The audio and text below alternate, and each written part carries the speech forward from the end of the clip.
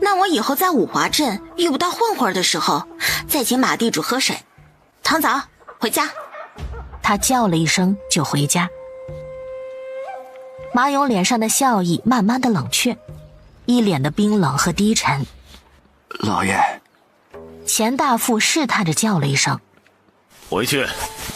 马勇转身就走。当年他还小，刘雪飞闹成那样，他没办法。如今他已经不是当年了。不过这甘家倒是出美人，这个甘草比柳氏更美。唐早顺着门缝看马勇离开。夫人何苦为了我得罪马地主？没事。甘草目光也深沉。马勇肯定不是因为唐早才找上门的，他这样对待马勇，马勇肯定有动作。楚林寒听到动静也走了出来。你都开始喜欢看热闹啦？甘草拉着林寒回他的房间。到了林寒的房间，甘草坐在窗户那里一言不发。楚林寒想了许久。我可以杀了他。甘草无语了。林寒做事还真直接，我奶奶可能不想他现在死。甘草有些惆怅地说，他爷爷的事还没个定论，若是这个时候马勇死了，他奶奶的悲愤可能没地方发泄。打草惊蛇，我如今这样对马勇，马勇可能有动作。楚林寒眼眸一紧，怎么觉得甘草这是打算以身犯险？你试着说说话。楚林寒自己试了试。算了，再养2天。之前马勇就打听过甘草，如今又详细的打听了一下，钱大富直接把陈大雷带到了马家。老爷，他就是陈大雷。马老爷，之前你的小姨子甘草勾引过你？是，他说让我带他私奔。后来呢？马勇见过甘草，觉得他不会做这样的事。那甘家太不要脸了，我怎么能做这样的事呢？我就拒绝了他。他拿撞死威胁我，结果真的撞死了。甘家还一定要把他葬到我陈家的祖坟里，这不是脏了我们陈家的祖坟吗？结果他们秋水寨的人就去我们侧庄闹事去了，不曾想那贱人是装死的。听到贱人2个字，马勇挑眉看向陈大雷。这件事儿我真的是冤枉的，他们甘家下不了台，就拿他家3丫头说事儿，这还闹着把人给带走。你可咽得下这口气啊？自然是咽不下了，那贱人泼辣得很，动辄就打人，我身上这就是被他打的。我见不得有人这么霸道，回头你带宋长丽去秋水寨，一定要讨个公道。好，你去吧。马勇不耐烦地说。是。陈大雷点头哈腰的答应。钱大富带着陈大雷见了宋长丽，2个人有些臭味相投的样子，很快就称兄道弟，约定好时间才分开。回到住处，竟然是林喜梅开的门。今天怎么回来的这么早啊？林喜梅一脸娇媚地说。要说林喜梅去甘家讨不到一点好处，林家看她没用处了，名声也不好，干脆把她赶出了旧义庄。就在林喜梅无处可去的时候，遇到了陈大雷。2个人原本也是认识的，又有甘家这个共同的敌人，于是用骂甘家在床上建立起了情谊。有好事儿？你这死鬼，莫不是甘家答应给你钱了？甘家算什么呀？是马地主。马地主？马地主听说了我的事儿了，觉得甘家太霸道了，让宋哥带着我去甘家讨公道。那就没什么好处啊。妇人之见，我这就和马地主搭上关系了，以后还怕没好处吗？你以后发达了，可不要忘了我啊。怎么会呢？这次有马地主撑腰，我让甘家家破人亡。林喜梅听陈大雷这样说，眼底也全是怨毒。甘家竟然敢那样对他，他也要让甘家家破人亡。甘草嚼好了，就想去山里看看。草，赵氏背着一筐的鼻涕果来。你要这个做什么？甘草慌忙过去。吃的。你是不是有了呀？赵氏说着，把一筐鼻涕果倒到甘草一边的筐里。这个可是酸得很。这才多长时间啊？那说不定呢，我明天再去捡。好，我看后山靠近竹林那里也有很多。你去那儿做什么？怎么？甘草不解。哎呦，自从薛家那女儿在竹林里吊死，听人说那里闹鬼，没人敢去那里了。甘草好奇，听说是和一个外村的男子好上了，结果那人没娶她，她想不开就吊死了。赵氏啧啧惋惜。也没事。甘草干笑。哎呦，那里阴气重，听说闹鬼，你还是不要去了。啊，我得赶紧回家做饭了啊。好。看来每个村子都有这样的八卦。那岂不是说那片竹林很少有人去？可能有什么好东西。楚林寒看甘草站在那里一动不动，想他是不是被闹鬼的事吓到了。在想什么？楚林寒站在甘草的身后问。甘草转身震惊地看着林寒。你怎么不相信自己的医术？楚林寒看甘草震惊的样子，他刚开始说话还略微有些沙哑，但是他说话很慢，竟然有一种奇怪的好听。不是不相信自己的医术，只是没想到你声音会这么好听。我开始期待你长什么样了。那你现在在想什么？我记得那个薛念长得挺漂亮的。楚林寒无语了。甘草的想法从来不会让人失望。哎，对了，我们明天去那竹林吧。好。你就不问问我去干什么？你想去？楚林寒觉得这个不需要问为什么。都能说话了还是惜字如金。我是想去看看是什么品种的竹子，能不能结竹黄、刮竹茹，说不定到时候还能吃竹笋。楚林寒看着甘草，怎么觉得被他看到的东西不是食物就是药物？就这么决定了。唐枣，家里有老南瓜没有？啊，有。我们做酸枣糕去。因为做这个酸枣糕，晚饭差点给耽误了。夫人，你去休息，剩下的我来。你弄完早点睡。甘草是真的不想弄。那枣核都给我留着。嗯，好。甘草到林寒的房间，坐在椅子上。楚林寒看了甘草一眼。这一仪态，一能开口说话就开始嫌弃我的仪态。你忘了我是干啥的吧？你家到底是做什么的？怎么会在意人的仪态？你不是江湖人士吗？江湖人士就可以不注重仪态了。不管是鲜衣怒马对酒当歌，还是白衣林氏仗剑而行，都有自己的仪态。那他们打得累了也会躺在地上不动。楚林寒看到甘草这样，反倒笑了起来。你笑我？林寒收起笑意，想他怎么笑了。那我丑话说在前头，等酸枣糕做好了不让你吃。他说完踢上鞋就出去。他没有去做酸枣糕，却在一边看着唐枣做，顺便和唐枣聊镇上的事。照你的意思，马地主要是没儿子，以后的家产就是那个女婿的。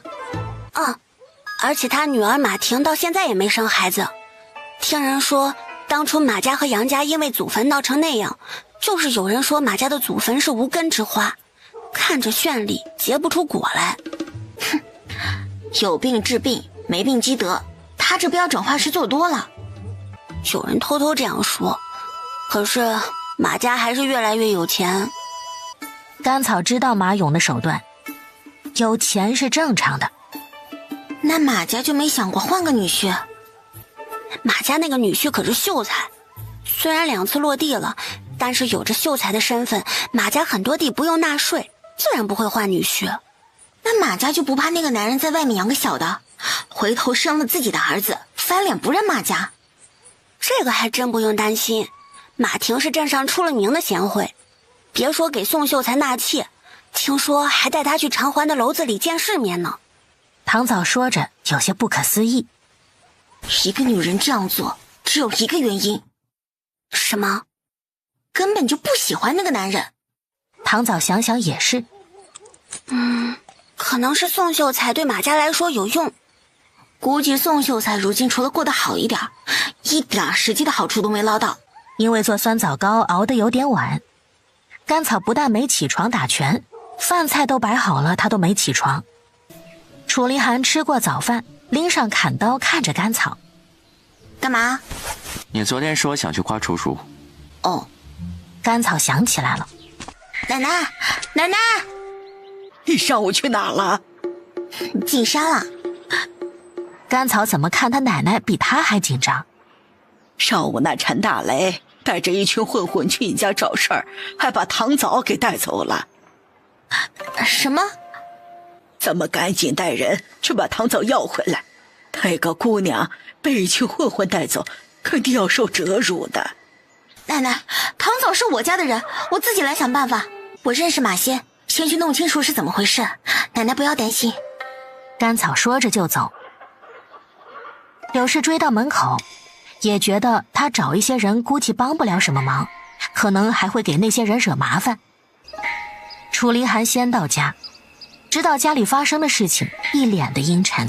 我们赶紧去镇上。甘草匆忙的回来。夫人，夫人，救救我女儿！我这把老骨头当牛做马报答夫人。你看家，我们这就去镇上。楚林寒驾车带着甘草，2个人直接去五华镇，却没有去找陈大雷，而是去找马仙。甘婶姨，何氏看到甘草，笑得眉毛眼睛乱飞。甘婶姨吃饭了没？你男人在家吗？啊，在，婶姨快进来看看。何氏带着甘草就进门。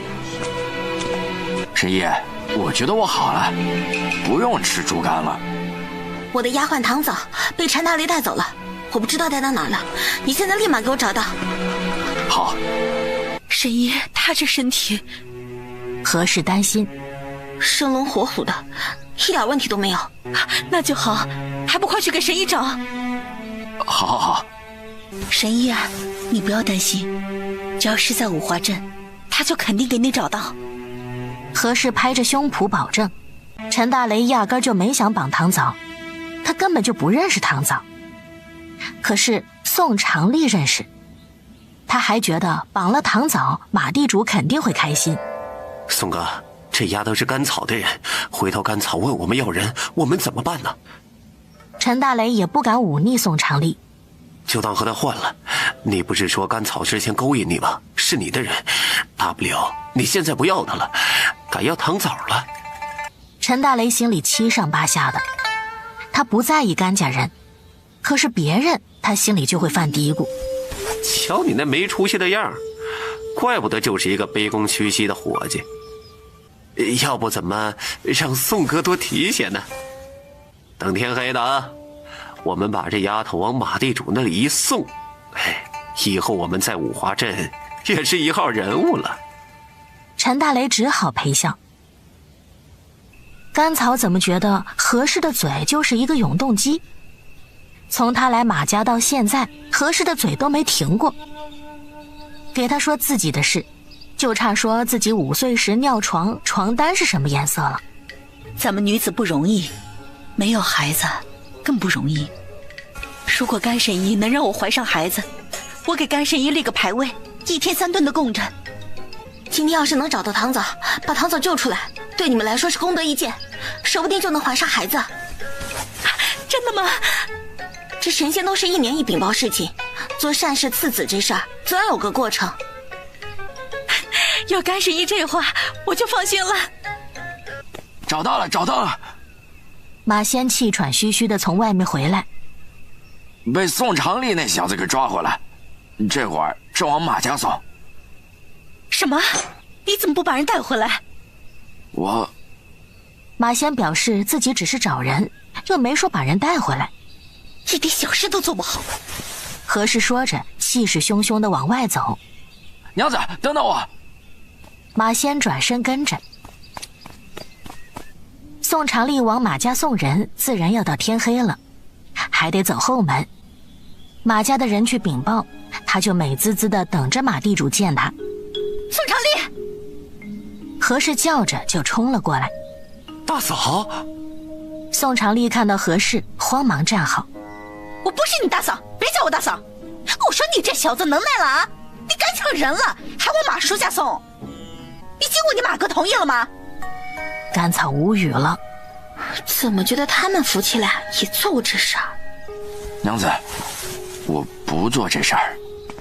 马仙小声说。我看你是不知道生你的是女人了。大嫂，宋长丽捂着脸不敢说。你还敢捂脸？何氏抽得更厉害。这个时候，马家的后门开了，钱大富带着4个护院从里面出来。钱管家。宋长丽像看到救星一样。怎么回事？在这里吵闹什么？甘草已经解开糖枣，带着糖枣站在一边，看着陈大雷偷偷地溜走。钱管家，莫非宋长丽抢卖妇女和你有关？你瞎说什么？我怎么知道？钱大富立马撇清关系。其实马勇也在院内，就是听到外面吵闹，马勇也没有出来。你不知道他怎么把人往这里送，送的还是糖枣。别人不知道，我可是清楚得很。马叔早就看上糖枣了。甘草想，何氏这股子泼辣劲儿，还就克马勇那种喜欢玩阴的人。他把事情挑明了，马勇就得去掩饰。钱大富看向宋长丽，你说是怎么回事？宋长丽没想到成了他的事。就是陈大雷。陈大雷哪儿去了？少扯一些乱七八糟的。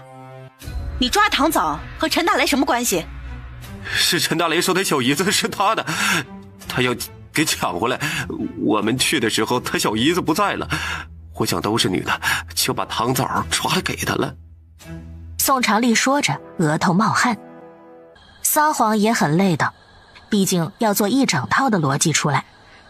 谁知道那陈大雷是想拐卖良家妇女的，说卖到马老爷家值钱，这就给送到这里来了。我们马家从来不要不是自愿的人，更不要偷抢来的人。钱大富说完，转身把大门给关上。你骗骗别人还行，想骗我没门。何氏用食指戳着宋长丽的头。那宋长丽就交给你们处理了。神医放心，我一定给你办得妥妥的。甘草看了一眼马家的后门，觉得马勇肯定就在院内，不过他没有深究，带着糖枣离开。黑夜里，马勇的眼底都是阴狠。老爷，一会儿把马仙叫来。马勇吩咐完，转身就走。老实交代，到底怎么回事？我就是想马老爷想要糖枣，把糖枣给他送去，能赚点银子花。我说的是甘神医的事。马仙生气。宋长丽知道马仙一生气后果很严重，立马竹筒倒豆子一般把这件事说了。你先滚回你们村里去，再让我在镇上见到你，看我怎么收拾你。好，谢谢马哥。宋长丽屁滚尿流地跑了。这宋长丽是想取代你？何氏看着马仙，还有那个心没那个胆。马仙一脸凝重。娘子，咱们真的要帮甘神医啊？帮，当然要帮。你说说这五华镇还有谁能让咱们有孩子？你也知道马叔那个人不达目的誓不罢休，如今甘神医这样，估计不会善了。何氏点头，这事的确有些难办。这个时候，钱大富从外面进来。马兄弟，我家老爷请马兄弟过去一趟。哎呦，马叔可算是想起我们小夫妻了。钱管家先回去，我们收拾一下就去。那你们可快点，时间可不早了。钱大富说完就走。你受伤那会儿，秋水寨李正一来，咱们李镇带着孙文建安去衙门，害得你只能在家里等死。马叔向来做事周到，怎么可能想不到这一点？再说了，孙文建犯了多大的事儿，也都要问上一问。李正不问就往衙门送，本来就不正常。咱马叔家家大业大，心眼也多，咱们跟着他混口饭吃，可不能被他吃了还要给他数钱。今天这事儿啊，他估计也不会明说，就是问问你的身体，让你多养养，没事不要出去，都是一些暗示，你敷衍一下就过去了，不要像以前那样拍着胸脯什么都保证。马仙都一一点头。那以后怎么办？你放心，我一会儿跟你一起去。甘草带着糖枣回家。夫人，是我拖累你了，不如你把我卖到别处吧。糖枣下了很大的决心才这样说。马勇针对的本来就是我，你放心，我来想办法。可是糖枣担心。没事。楚林还在外面听着他们对话，有些懊恼。要不是他现在的处境也很危险，这件事对他来说是小事。马仙和何氏到马地主家，钱大富带着马仙去见老爷，何氏去找马婷了。他和马婷年龄相仿，向来会逗马婷开心。平时马仙不过来，他也会过来找马婷玩。何姐姐总算是想起我来了，这都多长时间没来找我玩了？姑爷不在。何氏左右看看。又读书呢？读书是好事儿，回头高中了，你就是官爷夫人了。就他那样，离开我马家连吃喝都是问题。宋旦听说有客人来，就过来看看。走到门口，听到马婷这样说，就站住了。你是个有福气的，怎么能这么说？我的福气是自己的，可不是靠他当什么官爷夫人。马婷更加不屑。不说这个，你最近可找到什么方子了？何氏压低声音。两个人都没有子嗣，说的方子自然是求子的方子。这五华镇一带的方子都被我们搜罗遍了，不如我们去长环找找。听说长环来了个官家小姐，和宫里有关系，说不定有什么宫廷秘方。可那官家小姐多大啊？何氏担心。说是一个未出阁的小姐，我们去问这个不合适。马婷倒没想这么多。我花些银子打听打听，到时候咱们一起去。这要花不少银子吧？你知道不知道咱们这里出了个女神医？不知道。先前我家那口子都快没命了，他几根银针下去，我家那口子就变得生龙活虎的，而且还不用吃药，吃了几天的猪肝，身体比以前还好了呢。何氏最后一句话说的意味难明。马婷扑哧笑了起来。当真这么厉害，被何姐姐说成神仙了。是不是神仙我不知道，但是医术是真厉害。我找他看了，他说我身体没问题，可能就是缘分没到。那姐姐带我去看看。马婷来精神了。好啊。何氏点头。女人见面有说不完的话。那边马仙等久了，将人来叫，何氏才依依不舍地离开。马婷把何氏送到门口，约好了明天一起去。等马家的门关上，马仙才紧张地小声问：你和小姐约了什么？找干神医看病。马仙愣了一下。你这是？干神医的医术出神入化，到时候要是让马婷怀上孩子，他肯定会护着干神医。何氏来的时候就打好了算盘。还是娘子想得周到。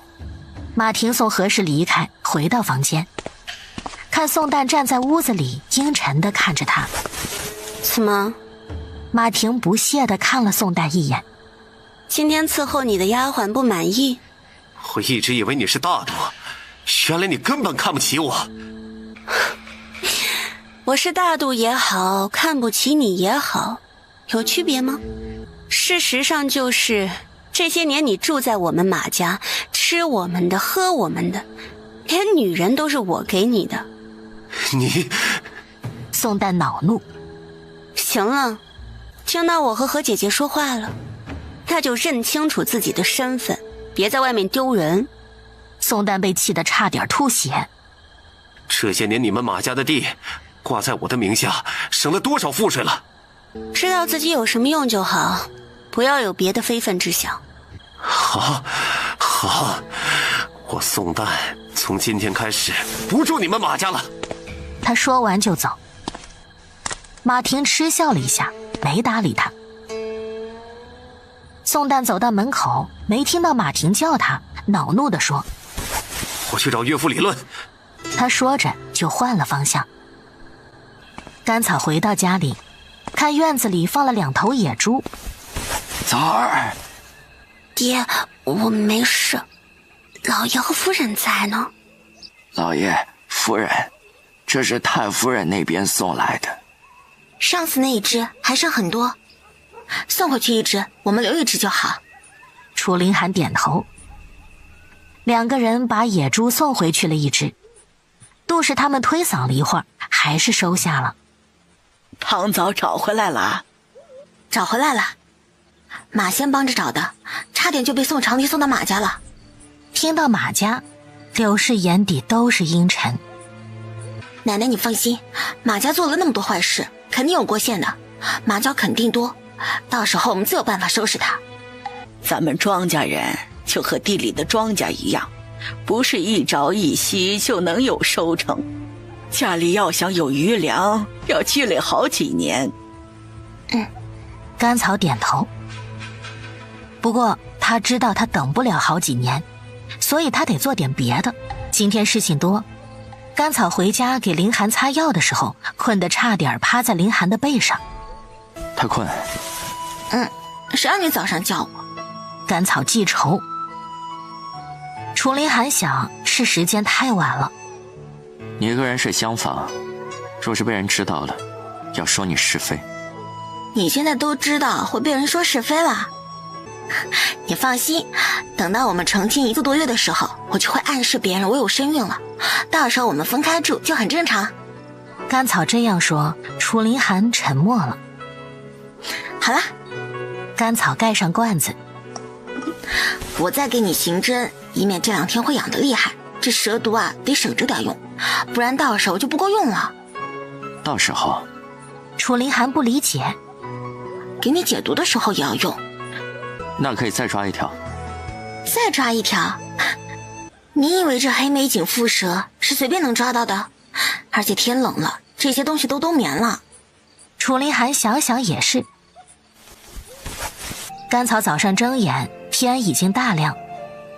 刚洗漱完，外面就传来一阵欢喜的对话。哎呦，我还以为村里都不怎么样，甘神医这房子真是气派。草堂，字也写得好。甘草怎么听着像何氏的声音？探头一看，还真是何氏。甘神医，甘神医之前救了我家男人，一直还没有来谢。何姐姐，哎，何氏应得开心。今天给你带来一位贵人，这位可是咱们镇上马老爷的独女。马婷也打量着甘草，看到年纪轻轻又生得柔弱，怎么看都不像一个神医。马小姐，如今我嫁作宋家妇，叫我宋夫人即可。不知道有贵客登门，我都没有怎么收拾。收拾什么？我们来找你是有求于你。何氏说着，贴到甘草一边，说明了来意。那这边请。你这还专门有个放药草的院子，你丈夫对你真好。甘草笑了一下，这一点倒是事事顺着我。我听严大梅说，他也是世家公子，不打算带你回家看看。以他的身份，家里人自然不愿意让他娶我这么一个乡野女子，只能等有了孩子，那边看在我们有孩子份上，让他带我回去。他胡编的，就是告诉马婷，他夫家也是有权有势的人家，他对你也是真爱。我这里还没有彻底收拾好，让你们见笑了。看病又不是别的，没事。马婷没说话，一直观察甘草，看她落落大方，心想不是一般的女子。关于马婷不能生孩子这一点，甘草也没多想，毕竟生孩子这事真没什么定数。但是给她把脉之后，她的表情就变了。你这2年月事很少，而且异常的疼。甘草看着马婷，马婷点头，瞬间觉得这个甘草医术不错。你躺下。甘草示意马婷躺在一边的床板上，马婷过去躺下，甘草开始按马婷的腹部。马婷疼得吸了一口冷气。哎呦，神医轻点儿。何氏紧张地说。甘草又换了一个地方按。疼你就说。马婷点头。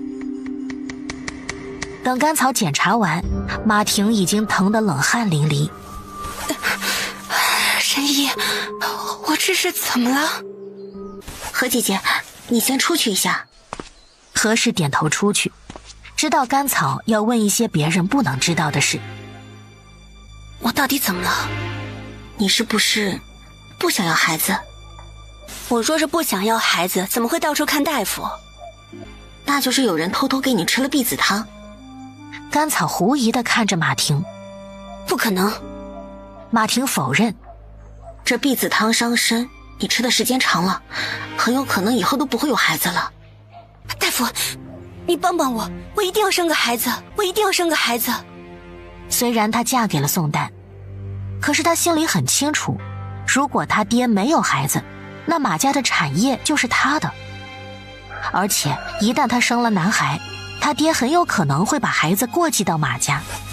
不是我不帮你，只是你得知道避子汤是怎么喝的，不然我就是给你开药也无济于事。马婷茫然了，怎么会有人给她喝避子汤？多谢神医，可有什么办法知道哪个是避子汤？若是偷偷下的，肯定不会让你察觉。食物的话，放在味道比较重的东西里面。对了，你平时有没有吃什么药？避子汤也是药，有药味很容易被人察觉。我因为想要孩子，经常喝各种偏方。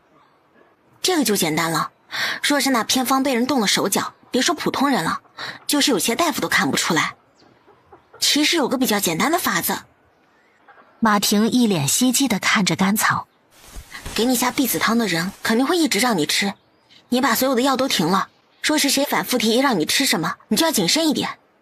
那这件事不要告诉何姐姐。你放心吧。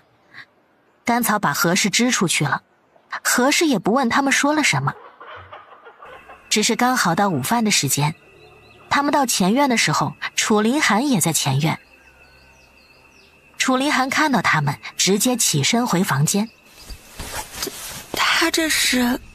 马婷觉得尴尬。他们夫妻就是这样，他们一起去我家那么多次，我都没听他说过一句话。神医说他的皮肤生痂了，就一直戴着围帽。马婷恍然，还以为是这家主人不待见他们。既然这样，我们也不好久留。多谢神医，我们就先回去了。甘草也不挽留。若是有什么异常，你可以再来找我。马婷点头，又看一眼在厨房里的糖枣。糖枣的事我会和我爹说的。他今天进门看到糖枣的时候，就明白何氏为何一定要带他来林家了。糖枣的事是我的事，你来看病就只是我的病人。多谢。不必客气。怪不得先前严三尺对何氏的评价挺高，这个看似风风火火的女人也是一个妙人。送走何氏他们，甘草回头就看到糖枣站在门口。遇到认识的人为何不打个招呼？马地主如今想要个儿子，他女儿是知道的。甘草怎么觉得马家的情况还挺复杂？不用想他们家那么多事，说是感动你，要先问问我。唐早感激的点头。眼看要吃午饭，甘草也不去吃东西了，直接去找林寒。我是没想到何世坚想帮着解决唐早的事。他把马地主的女儿带来了，马地主的女儿也承诺过会问唐早的事。我也忽悠他们说你是大家弟子，因为我才在这里。想那马地主多少会有些忌惮。楚林寒看了甘草一眼，说他们知道自己的身份，何止是忌惮那么简单。也不知道事情是变得简单了还是复杂了。没事。楚林寒想，再复杂能怎么样？我也觉得没事。马婷回家就去找他爹。以前的堂叔在的时候，一个人把账目理得清清楚楚的。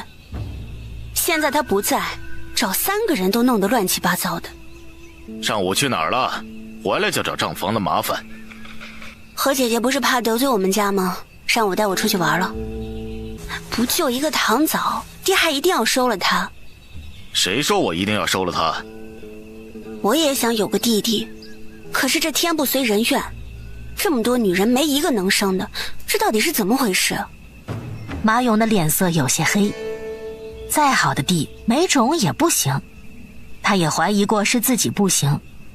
给你找的偏方，你好好吃着，有孩子只是早晚的事。哦，唐早的事就算了，以前我还带着他玩，若真出现在爹的后院里，挺尴尬的。他说完就走。马勇现在在意的是唐早吗？他要的是甘草。这前前后后的，甘家还真的和他不对付。陈大雷提心吊胆了2天，看没人找他，他才松了一口气。你说你不去做事，家里1文钱都没有了。只做一个伙计，1个月也就300钱，能做什么呀？那马地主那边呢？我肯定是被那个宋长丽给骗了。不行，我得把这件事情做成了。那你赶紧去啊！陈大雷想到被甘草打，身上就疼，不敢一个人去。我再想想啊。再想咱们俩就只能喝西北风了。要不你回家拿点钱。别烦我。拿点吃的也行。你从甘家拿了那么多银子，怎么1个子儿都不舍得拿出来？你个大男人，难不成还想让我养活？那你是我什么人呢？你要我养活？我随便跟个男人都比跟着你过得好。行，你爱跟着谁就跟着谁。你这个没良心的！哭丧呢你啊！林喜梅被吓得不敢哭。哎呀，这钱怎么这么难赚呢？倒是有来钱快的。什么？我听说镇上的魏家要给他儿子配阴婚，出20两银子。魏家？就那个收蛇的魏家？可不是嘛！听说前段时间镇上来了贵人，他们家那些东西卖了不少钱，如今张罗着给他儿子配阴婚。他儿子死了好多年了。陈大雷觉得这件事不靠谱，所以听人说只要是女子的骨骸就行了。你说这又不是杀人放火的，主要是找来一副女子骨骸就行了。如果能找到那种不能葬入祖坟的孤魂野鬼，那还是做善事了。这么说来，你是知道有这样的骨骸了？我当然知道了。要不怎么说你忘我呢？这事要是成了，我风风光光的给你娶回陈家。陈大雷压根儿就没想娶林喜梅，他要娶也是娶一个黄花大闺女。林喜梅这样的货色娶回去丢死个人。这可是你说的。秋水寨有个叫薛念的，先前被人抛弃，想不开自杀了，就埋在秋水寨后山的竹林里。刚好我知道埋在哪儿。陈大雷想，怎么又是秋水寨？和甘家有关系没有？甘家又是甘家，你说你是不是还想着甘家呢？你说你是不是还想着甘云呢？怎么会呢？我现在眼里心里呀都是你。那甘草呢？如今他跟了陈大雷，便觉得甘草也是和他抢男人的。林喜梅看陈大雷不说话，当即生气：“你是不是还想着那个小贱蹄子呢？”“谁想他了？我就是憋屈的慌。明明是他勾搭的我，如今所有人都觉得我对不起他一样。”那丫头心比天高，先前也就多看苏家那秀才两眼，谁知道去你家闹腾一次之后变得乖巧了。我条件不好吗？不是说你条件不好，就是觉得有些奇怪。林喜梅越想越觉得奇怪。甘草以前也不会医术，更不喜欢曹氏，现在想想就像突然之间变了一个人一样。不说这些没用的，你怎么跟魏家联系？我肯定有我的办法，只要确定了，咱们就去挖。甘草想，马婷应该是有点办法，马地主竟然真消停了。这天给林寒擦药，擦着身上的痂吊着，看得甘草忍不住想笑。你走，我自己擦。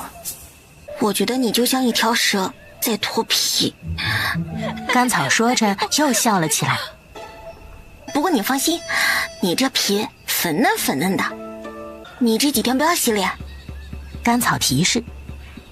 两个人正说着，外面严三尺进来，唐嫂在外面禀报：“严姐姐。”甘草从屋里出来：“你捎信让我来是有什么事儿？”“给你看样东西，严姐姐试试。”“这么好的面糕，你做的？”“这些劳烦严姐姐送到长华那咸雅阁，到时候我们分钱。”严三尺看着那些瓶子：“这些是多少？”“50瓶，1两1瓶就是50两。”“哎呦，这东西这么值钱，我可不敢用了。”“严姐姐随便用，以后严姐姐的面糕我包了。”“只是这去偿还还得找一个人。”“谁？”“马仙。其实去偿还道上那些劫匪多多少少都有联系，而和武华镇联系的就是马仙。”“那这钱分他一成就是。”“我们也就是送个货，怎么总让你让利？再说是我请的他，就从我那里给他分一成。”“那怎么行？”甘草摇头：“怎么不行？你这生意真做大了，我和他就是跟着你捡钱。”“托你吉言。”“严姐姐去送货的时候，把杨大哥送过来，我给杨大哥治腿，刚好在我家里出什么事好照看。”严三尺听甘草这样说，眼眶有些湿。好。和严三尺商量了这件事，让他赶着马车回去了。林寒也喜欢吃竹果，一旦开始给杨大哥治腿，估计好几天不能出门。想着，他就直接去竹林那里了。这里几乎没人来，只有风吹过竹林沙沙的声音。甘草径直去有竹果的地方，摘了一会儿，突然听到有掘地的声音。他皱眉，左右看了看，这里很少有人来，怎么会有掘地的声音？而且这个时候也没有笋，掘什么？想了一下，甘草循着声音过去，还闻到了烧香烛的味道。这薛家也是舍得花钱，把木打得这么结实，说不定里面还有好东西。陈大雷一想也是，于是挖得更卖力。陈大雷、林喜梅，甘草想，他们两个怎么到一起了？甘草走了过去，看到一个挖开的坟墓，突然想起来，薛大伯说他女儿就葬在这里。草儿，魏夏好歹也是你二嫂，你不会告诉别人吧？他们两个这是在盗墓？说，我们也是好心呢，他孤苦伶仃的埋在这里，只能做一个游魂怨鬼，给他找个地方埋了，还能受点香火。即便是阴婚，也是两家人商议之后决定的。你们这是在偷挖尸体。配阴婚？甘草瞬间明白是怎么回事。但凡和人沾边的事，你们是一点不做。我们也是好心。那就让薛大伯来说，你们是不是好心？哎，草儿，你就放过二嫂吧。你回去叫人。甘草二话不说，直接离开。甘草一走，楚林寒盯着陈大雷和林喜梅。算起来咱们也是挑担的，只要你放我走，我以后当牛做马的报答你。楚林寒不搭理他们，就那样站着。我以前是草的二嫂，但是有些话我不得不说，你肯定是被草骗了。他之前就勾引他姐夫。对，我有责任，你就能把他给休了。这样的脑子就不要当坏人了。两个人一言一语把甘草说的水性杨花，朝三暮四。很快薛家人就来了，看到薛念的坟墓被挖，也都愤怒不已，又把陈大雷和林喜梅打了一顿。那我们就走了。这次多谢你们了。应该的。晚上甘草在配药，薛南风突然来找他。忙着呢。薛大伯有什么事？薛大伯里面坐。甘草把他带到屋子里。草儿啊，这件事你能不能不和别人说？薛大伯放心，我不会说的。那怎么处理那两个人？我是这样想的，你念儿姐啊，一个人在那里孤苦伶仃的，以后我和他娘没了，都没人记得他。要是葬入魏家祖坟，以后也有点香火。甘草无语了。意思是他们家想让薛念和魏家配阴婚。至于那两个人，你们也打过了，也算是给过教训。薛南风越说声音越小。至于魏家出的钱，现在算薛念的聘礼都给了薛家，现在竟然有点皆大欢喜的样子。就是你今天看到的，以后千万不要给别人说。我知道了。甘草也不好说什么。那大伯就是谢谢你了，以后你有什么事尽管找大伯。那时候不早了，大伯就回去吧。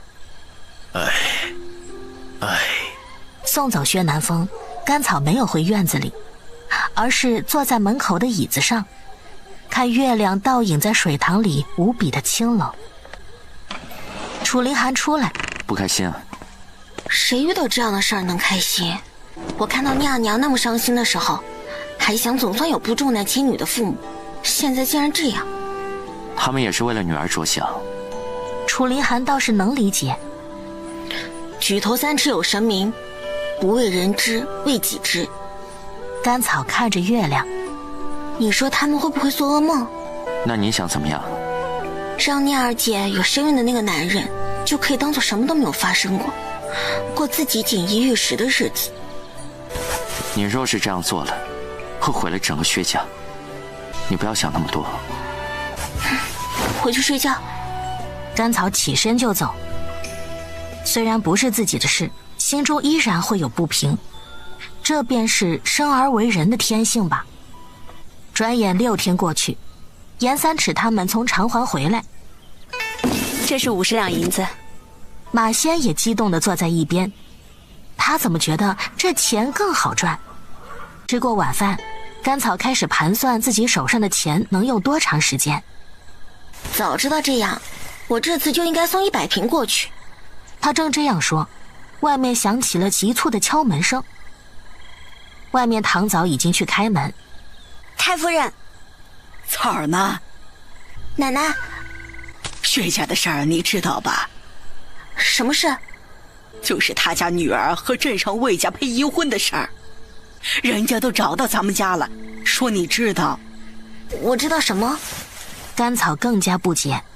薛家女儿是不是有身孕才死的？那和我有什么关系啊？薛家说是你把这件事儿告诉魏家的。我都不知道魏家的门朝哪边开。甘草被这口大锅砸得脑瓜子嗡嗡的。那你知不知道薛念死的时候有身孕？甘草觉得这事应该是被魏家知道了。我也是那天看到了骸骨才知道的。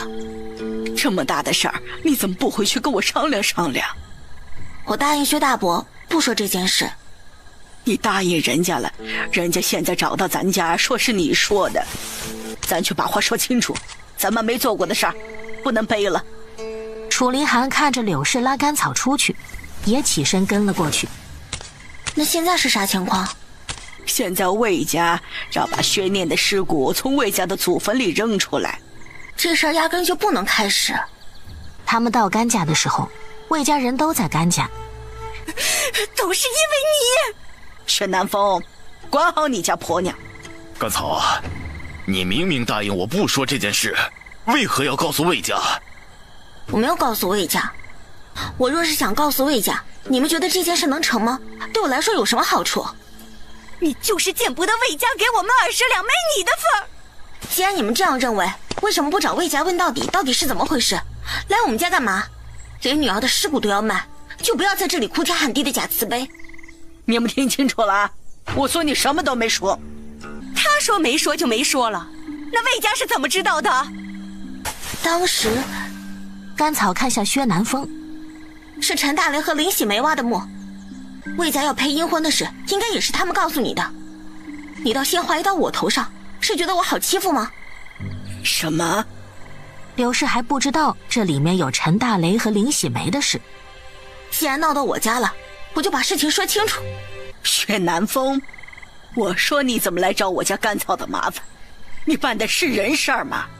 从你隐瞒陈大雷和林喜梅开始，你就枉为人，现在还有脸来我家闹？你声音再大点，让村里的人都听听。你们简直不给人活路呀！我女儿本来就是不能入祖坟的孤魂野鬼，没有香火，做鬼都可怜，你们怎么就不放过她啊？你给我闭嘴！你们到底是怎么有脸说出这样的话的？她被男人负了，你们不敢为她讨公道。她有生命，为了孩子都会苟活，为何还是走上了绝路？你们薛家既然心疼她，让她入薛家祖坟即可。你们怕被人笑话，说有违祖训，就把她一个人埋在竹林里。如今她尸骨被人盗挖，你们是怎么做的？放走盗挖尸体的人，直接把女儿的尸骨送去配阴婚，还冠冕堂皇地说为了她能享受香火。现在又来我家闹，不过是要找个人把责任都推到她身上，就显得自己多无辜，自己可以对得起所有人了。我告诉你们，这一切孽都是你们自己做的，做到现在你们都不敢让别人知道。你这样的女人谁敢娶？我。楚凌寒说着从外面进来，众人都看向楚凌寒，还是第一次听到他说话。我夫人说的有什么不对？如此明辨是非、讲曲直的夫人，能娶到她是我的福分。已经嫁人了，而且嫁得很好，就不劳你们操心。既然都说清楚了，你们不用在我们家待着。以后有头疼脑热都可以找我。薛家却没有回甘草，灰溜溜地走了。你进来。甘草看了凌寒一眼，这才跟着他奶奶进了屋。你说说你这个丫头，你二娘好歹是你长辈，你怎么能那么呵斥她呢？柳氏压低声音装作生气。当时我就说把陈大雷和林喜梅交给村里处置，他们家怕丢人，如今又找我的事，我能不生气吗？一个个说的有多宝贝，因为女儿都精神失常了，结果20两就把女儿的尸骨给卖了。你可知道薛家偷偷把女儿埋在竹林，要是让村里人知道了，肯定会找他们的事儿，他们才不敢说。柳氏觉得她孙女如今懂事是懂事，可是有些人情世故实在是太不懂。赵奶奶这样说，未婚的女子就没地方埋了。好一点的人家呀，给送到乱葬岗，好歹掩埋一下尸体。条件差的，过一张席往深山里一丢就过去了。那条件再好一点的人家呢？再好一点的人家呢，虽然不能葬入祖坟，也会给找个风水好的地方下葬，在寺庙里供牌位，点长明灯。唉，柳氏说着叹气。甘草这才知道哪儿是什么固定的规矩，不过是穷闹的。祖孙两个说了一会儿话才出来，楚凌寒还在门口那里站着。你们快些回去吧，女婿在这里站了很久了。那我们先回去了。杜氏看着他们离开，回头就去找他娘。娘，我看这草的夫婿好像不怎么待见我们家人呢。只要他对草好就行。你听他今天说的话，有几个男人会那么说呀？再说草成亲之后不停地往家里拿东西，可见他对草儿有多纵容。杜氏想想也是，出嫁的女儿往娘家拿点针线都要和婆婆说说，更不要说什么都往家里拿。他可能只是不知道怎么跟我们相处，以后他不愿意说话就随他。好，杜氏点头。花钱如流水，这些到底是什么东西啊？让你花这么大的价钱？你看，这么红，染布的，做口脂的。哦，怪不得呢。两个人正说着，何氏和马婷从外面进来。呀，严大妹也在这里啊！啊，你们怎么来了？自然是来找甘神医的。神医，我的月事没来。啊？甘草想不会这么快。我看看。何氏抬手，身体无碍，只是时间尚短，不太确定，你自己注意点。好，啊，好。何氏就是认定自己肯定是怀上了。神医，我……严姐姐先陪何姐姐一会儿，我去给马小姐检查一下。甘草说着就去一边的院子。严三池也不问这些事情，陪着何氏聊天。神医，你看看这个东西。甘草拔开另外一个瓶子，加了玫瑰露。有什么问题啊？玫瑰露可以养颜，但是也会活血，孕妇不能用。如果你一直用这个东西，即便是有身孕也会流掉。马婷直直地坐在一边的竹凳，一脸难以置信。这两样东西，一样是他爹提醒他一定要吃，一样是宋旦提醒他一定要吃。这两个人……甘草看马婷的样子，觉得这两样东西应该是对他很重要的人给他的。你现在的身体，只要把这两样东西给停了，养个2-3年，还是会有孩子的。我不明白。我只能看病。他们一个是我父亲，一个是我丈夫，为什么？那边聊天的严三尺和何氏听到这声音，齐齐地看了过去，好像没听到一样，继续聊自己的天。要是杨大哥真能站起来，以后就是甘神医的活招牌。我觉得京城的大夫都不如甘草妹子的医术好。马氏哭够了，才慢慢的平复下来。我要是坚决不吃这些东西，他们会不会用别的东西？那你有没有想过，即便你有身孕，他们不想要这个孩子，依然会有各种办法不留这个孩子。我要和宋大和离。你想好之后的生活了吗？身体方面以后有什么问题都可以来找我。马婷点头。两个人到前面的时候，严三尺和何氏头抵着头，说的那叫一个起劲儿。两位姐姐在聊什么呢？聊得这么开心。我们在聊魏家的事儿呢。前段时间大张旗鼓给自己亡故的儿子配阴婚，结果找了一个死的时候有身孕的，你说晦气不晦气？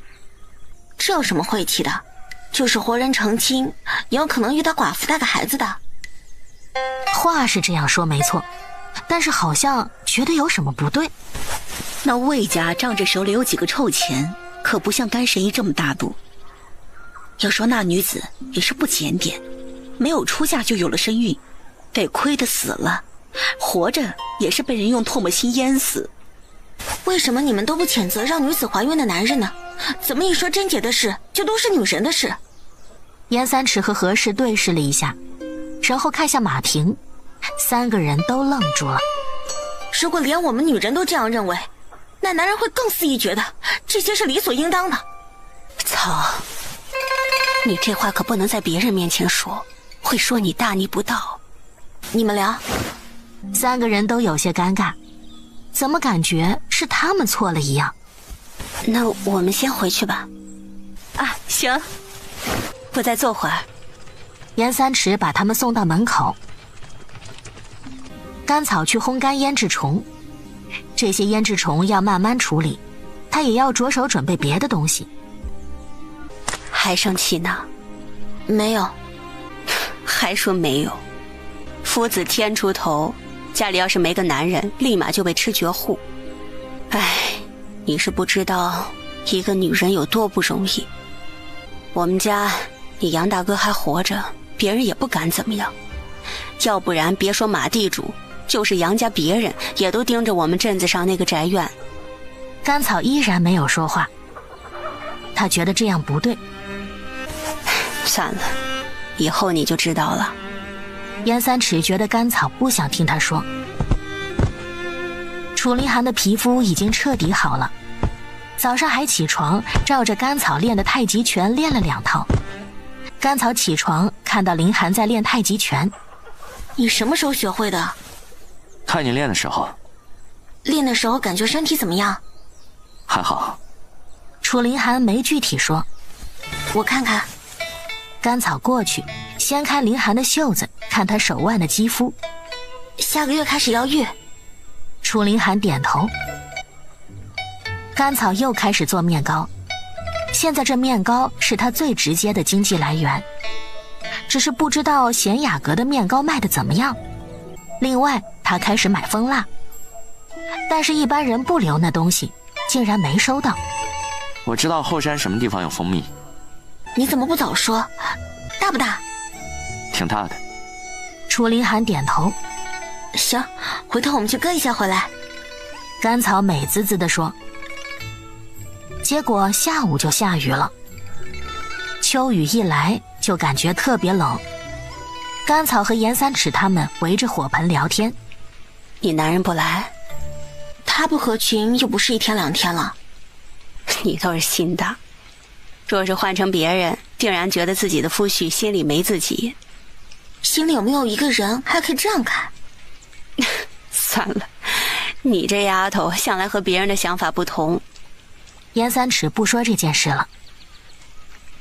几个人聊着，外面有人敲门，甘荣穿着蓑衣来了。草儿，奶奶叫你回去一下。哦。楚凌寒顺着窗户看甘草出去，自己没有跟过去。从那天开始，甘草对他表面上和以前没什么差别，但是还是感觉有些不同。因为下雨，甘家人也都在家。大哥说四哥来信了。你把钱给你四哥买房子了？四哥在长环有个落脚的地方多好，而且以后可以把租房子的钱省下来。以四哥的眼光，以后要是把房子卖了，说不定还能赚点。你这丫头心怎么这么大？别人手里有点钱抠都抠不出来，你还这样给？林寒知道吗？知道，我们一起去给的。柳氏这才放心。这账我让你四哥记着，回头要跟你算清楚。甘草憨笑，他没在意这件事。你四哥信里说他同窗想买你给他做的貂油，问你什么想法？好啊，能赚钱的事为什么不做？只是你要明白一点，你有这本事，得会护着这本事才行。奶奶放心，我有很多本事。甘草笑得开心。看到甘草这样，柳氏就放心了。可惜去长环路上不少的劫匪，回头要是出点事儿，也是大麻烦呀。我让严姐姐和马仙去，严姐姐说那些劫匪多少会给马仙一点面子。这几天因为收胭脂虫的事，甘草觉得自己也得考虑找一些护院之类的人，回头也好办事。那个马仙现在还很听你的话吗？他媳妇儿总是来找我玩。不过四哥还是得以学业为重，这件事回头我来看看怎么做。咱们在长环也不认识人，这个没事儿。和他奶奶聊到吃饭的时候，甘草才回家。下午甘草和严三尺说貂游的事情，这是好事啊。严三尺当然支持。你会这么多东西，只待在这个小地方，实在可惜了。自己喜欢待在一个地方，有什么好可惜的？这样的话，就要麻烦严姐姐再跑一趟了。没问题。严三尺一口答应。那面糕也做一些，要是贤雅阁要，我们就直接卖给贤雅阁；要是他不要，我就当街摆摊给卖了。这么好的东西，肯定不愁卖。不用，我和贤雅阁的老板娘有约定，在偿还只卖给她。你怎么和他做这样的约定啊？严三尺觉得甘草傻，甘草当时只是想着比较省事。这雨下了3天，到了第3天的时候，甘草就差把袄穿出来了，而且雨停之后天变凉了。楚凌寒走在前面，甘草跟在他后面，2个人一前一后的进山去割蜂蜜。哟，草，哪割了这么多蜜呀？又不吃你的，看把你吓得，话都不敢说了。那人给他一个白眼。甘草根本不在意，和凌寒一起快速回家。只是他刚回家，他背了2背篓蜂蜜的事就传遍了村子。草儿，哎呀，听说你们进山割了很多蜜。苗氏笑着说：“你来喜哥的身体你也知道，得喝点蜂蜜水补补。”是啊是啊，我家那口子就好一口甜的。我儿子哭着吃糖，已经哭了很长时间了。一群妇人一人一嘴像嘎嘎叫的鸭子，停不下来。甘草看向一边，背篓已经不在了，估计是被糖枣给收起来了。你们这是什么意思？他这一说话，众人齐齐地看向严三尺。怎么，都是一家老小的，问人家小夫妻要蜂蜜，还要脸吗？这要是让别的村知道秋水寨的婆婆都这样，谁还敢把女儿嫁进来？严三尺最会拿捏这种事情。我们也不是向他要蜂蜜，就是问我在哪儿割的，我们也去多少割点儿。哼，你咋不告诉别人你家钱放什么地方呢？野外的无主之物，本来就是谁发现了就是谁的。话是这么说没错，谁在野外发现一点好东西，都是藏着掖着，想占为己有。话是这么说，可这都是一个村的，乡里乡亲的，他就好意思吃独食啊？你……严三尺生气。割蜂蜜的地方不是秘密。甘草打断了严三尺的话。就是很危险，我们也是急需蜂蜜，冒着生命危险去的。你们确定真的要去吗？众人立马开心了，看样子甘草要告诉他们。你说说，去不去我们自己掂量。就在穿过小竹林，再翻一道沟后面的悬崖上。不过那里有毒虫猛兽，我们去的时候遇到了一只熊，我丈夫受伤了。甘草清冷地说。众人吸了一口气，相互看了看。那个地方已经到黑龙山深处了，黑龙山深处连猎人都不会去。地方我说了，我也给你们说了很危险，如果你们执意要去，那就是你们的事，我还很忙，就不留你们了。甘草让他们走。我严三尺活这么大，还没见过这么欺负人的村子。那些妇人却不在意严三尺说什么，心里都有自己的盘算。这都是一群什么人呢？用得到你的时候舔着脸来求你，好像你不帮他们就是罪大恶极似的。不过是些普通人，在这泥潭里打滚，谁都不能干净。严三尺听到甘草这样说，认真地看着他。莫非我脸上有东西？你肯定不是普通人。不管是什么人，好好活着才是最重要的。夫人，蜂蜜在这里，先收起来。甘草现在没心思处理这个。刘大娘，刘大娘，怎么啦？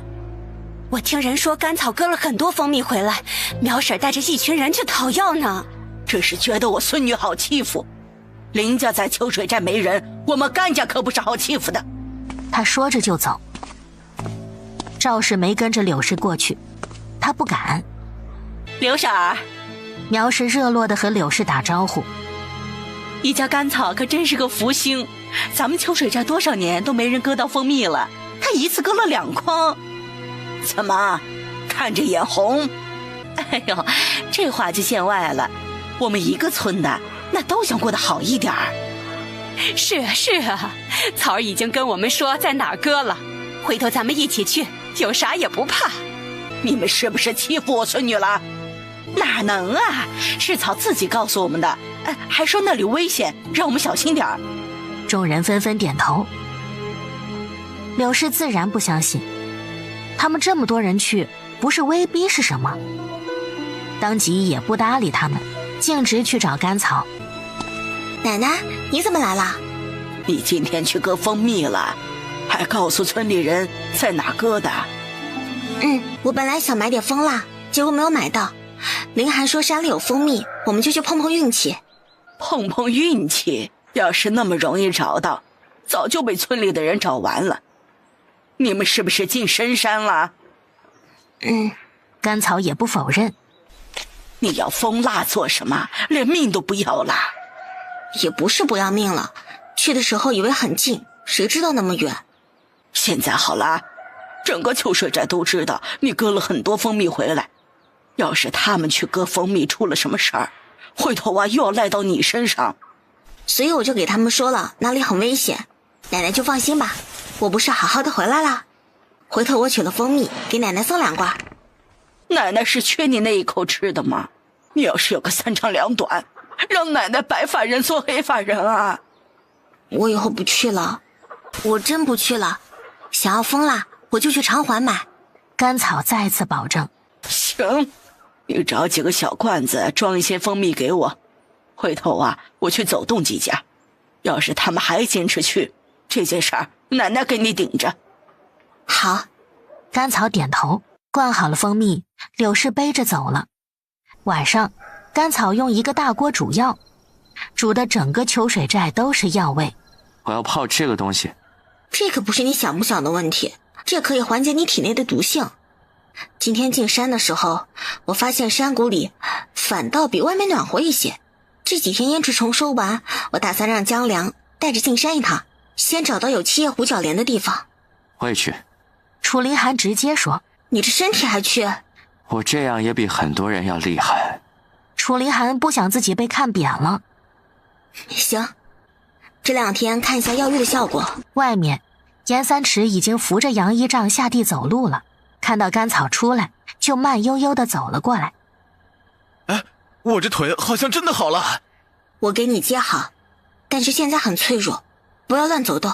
第2天，秋水寨不少壮劳力一起去采蜂蜜。他们觉得甘草2口子都能采那么多，他们去，这么多人肯定能采得更多。夫人，你真的是什么都会。你说是想学就问。唐早点头。他们正在蒸蜂蜡，楚凌寒从屋子里出来。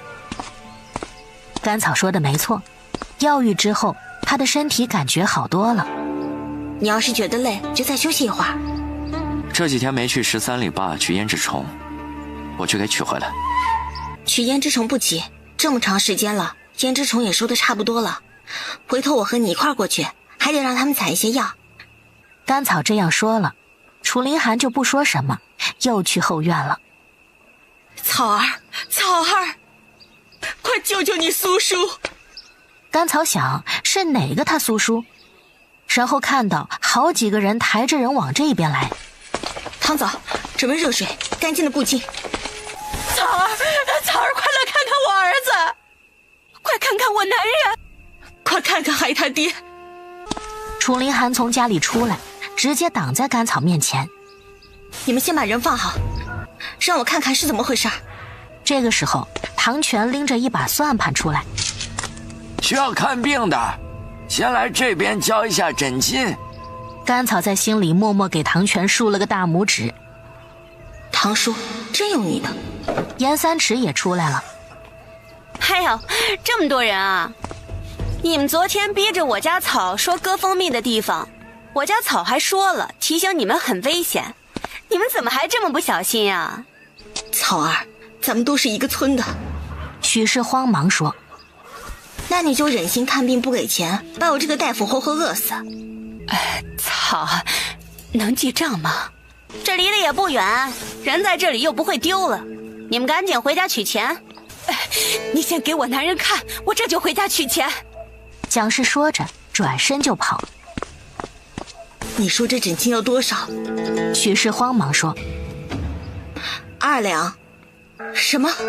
许氏不自觉地拔高了声音。付不起就赶紧送到镇上去，别耽误了病人。这个时候，苏木安和苏潇也跑来了。爹！你现在就向你爹死，你就晃。甘草凌厉地看着苏潇。你敢诅咒我爹？草儿，苏木安柔声问道。叫我林夫人。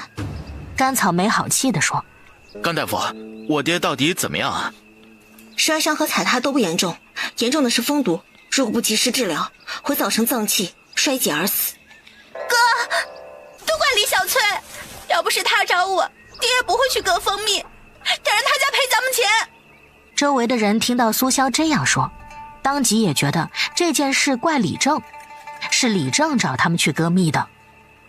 怎么都怪我家小翠了？是你们想要蜂蜜，我们又没逼着你们去。李小翠尴尬地想拉着他娘。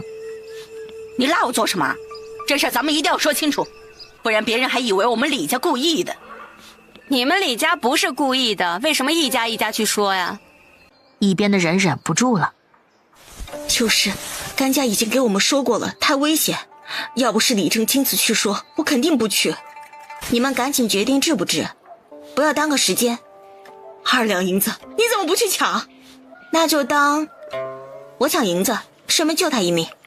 许氏当即愣住了，自己被架在那里，不知道说什么。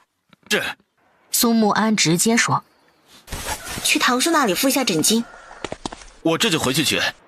苏木安转身就走。甘草忙了1个多时辰，中午吃了几口东西，这会儿又饿了。夫人，你快吃饭。苏木安听到他们对话，走向门口，看向甘草。因为担心他爹，他到现在也没有吃饭。把门关上。唐早过去把门关上。苏木安站在门口十分尴尬，只好折回去照顾他爹。楚凌寒看甘草那恶狠狠的样子。他对你来说和别人不同。我不想让他进来吃饭，看着闹心。你们男人是不是都非常奇怪？你说谁就是谁。就这个苏木安，以前一副天仙都入不了他眼的样子，你看他刚才那样，就差直接要饭吃了。你说这一点奇怪？楚凌寒想，只是苏木安虚伪。不是，就是你稀罕他的时候，他对你爱答不理，你不搭理他了，就成了他高攀不起的样子。楚凌寒怎么觉得甘草在内涵他？总结出来就一个字：贱。还是换个话题吧。甘草也没继续说下去的意思。柳氏听说村里人割蜜受伤的事，他原本是要过去的，但是看到有人回家取钱，就知道他孙女没吃亏，就没过去。一直到吃过晚饭，他才去找甘草。奶奶，人都走了。叔叔刚走。奶奶放心，我今天看诊收钱了，收了苏家2两银子呢。2两银子把你开心成这样，你那可是救了他的命。我又不是孙文健那样的人。刘氏这才察觉到不对。你一直住厢房？不是，这个月月事没来，可能是有了，就分开睡。真的？哎呦，你是大夫，赶紧给自己看看。差不多是有了。那你可要好好养着啊，头3个月最紧要了，不要再进山了。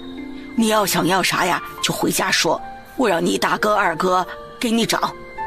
我都嫁人了，怎么什么事儿都让娘家做？你再嫁人了，那也是甘家的女儿。你是大夫，知道的比奶奶多，我也不说别的了，就是一定要注意自己的身体，怀孕可不是儿戏。好。甘草认真的点头。你这是头胎，紧要的很，到时候也不好生，你可别大意啊。我知道。祖孙两个聊了许久，柳氏才不舍得离开，送走了他奶奶。甘草抚了一下自己的小腹，这孩子总算是过了明路了。楚凌寒晚上泡了药浴，早上起得略微有点晚，两个人正准备出门，苏慕安已经找上门了。何事？我是来找甘大夫的。找我夫人都这么理直气壮。楚凌寒站在门口，不让苏慕安进去。我不想与你计较。那你最好言行合一。楚凌寒依然没有让开的意思。这个时候甘草过来。草儿，他慌忙叫道：叫我林夫人。哦，我爹的肿还没消退，你去看看吧。肿成那样没有消退是正常的，给他多喝点温水。白水喝的人难受。哎，先前你采的蜂蜜能否卖我一些？不能，那蜂蜜我有用。你若觉得喝水喝的难受，放些糖进去也是一样的。我们出去还有事。两个人驾车去了13里坝。甘草回到秋水寨的时候，天又彻底黑了。谁家的马车？夫人，老爷。唐早看他们回来，慌忙跑了过来。这谁家的马车？从长环来了个小姐，说是找小姐的。小姐？甘草第一个想到了袁小姐，他看了凌寒一眼，觉得可能是找凌寒的。不是找我的，我就不出面了。甘草一脸狐疑地进了院子。你可真回来了。你怎么找来了？你忘了，你四哥和我堂哥都在长环书院。袁小姐有什么事吗？你给贤雅阁的面糕出问题了。不可能。甘草很确定。你看看。袁薇把瓶子拿出来给甘草。是不是你做的？瓶子不是，里面的面糕倒是我做的，但是……怎么？袁薇看甘草疑惑。甘草抠了一点擦手背上。白铅？你是说这里面有白铅？我做的面糕里没有白铅，但是这个面糕里有白铅。那就对了，我相信你做的东西肯定不会有问题。那这面糕在长环出问题了？这面糕在长环卖得很好，但是有几个女子烂脸，就去贤雅阁闹事。贤雅阁说这东西是你做的，还找我作证，我才知道这件事。这是假事。甘草一阵无奈。这面糕1两银子一瓶，用得起的都是长环有头有脸的人家。假是把这一切责任推到你身上了，我和知府说和你相熟，先来问问你是怎么回事。袁薇看着甘草。那太谢谢你了。严姐姐，把我们装面糕的瓶子拿过来一个。严三尺立马去拿了一个瓶子过来。这个。你们的瓶子这么大，这样一瓶面糕怕是要用半年。不好吗？甘草想，他这保质期挺长的。不是不好，就是太多了。有钱人家买的东西精细，你看贤雅阁的瓶子小巧又漂亮，让人觉得这东西很好。你再看看你的。我们这小地方买不到漂亮的瓶子。这个是你原本做的面糕？这是我原本做的。我能试一下吗？随便用，这里面没有什么容易过敏的东西，一般人都可以用。你是大夫，比我们懂这些。你吃饭了没？还没。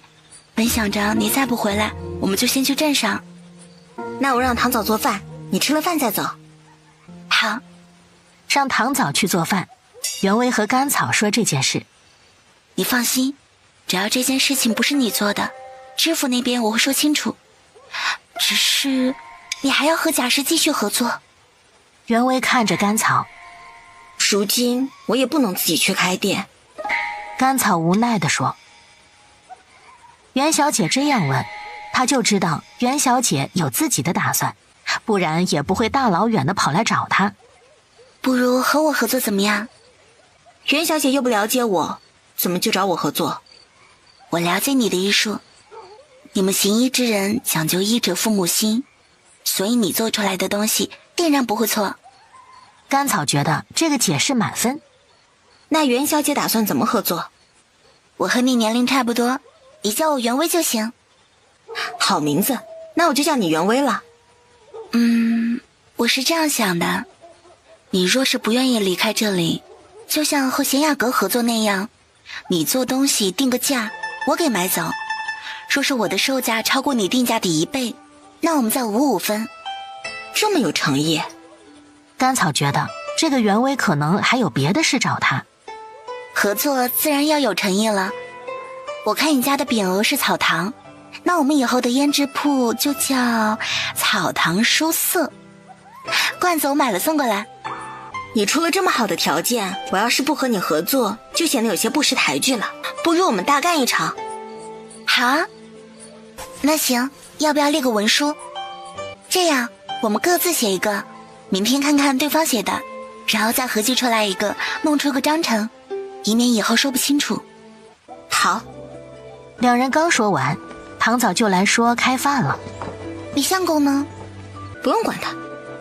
甘草没有解释，送走袁薇已经是深夜。甘草一回头就看见林寒在那里。你吓死我了。你想和他交好？今天江伯说的挺对的，只有是我自己的地，我能收到的胭脂虫才稳定。现在咱家几乎没钱了，若是不尽快找个人合作，我们家就断顿了。听到甘草这样说，楚林寒就不说话了。你不想我跟他合作？一旦和权贵牵扯到一起，就会有很多身不由己。你怎么知道他是权贵？你不会认识他吧？楚林寒没有回答。第二天吃过早饭，袁薇就带人来了。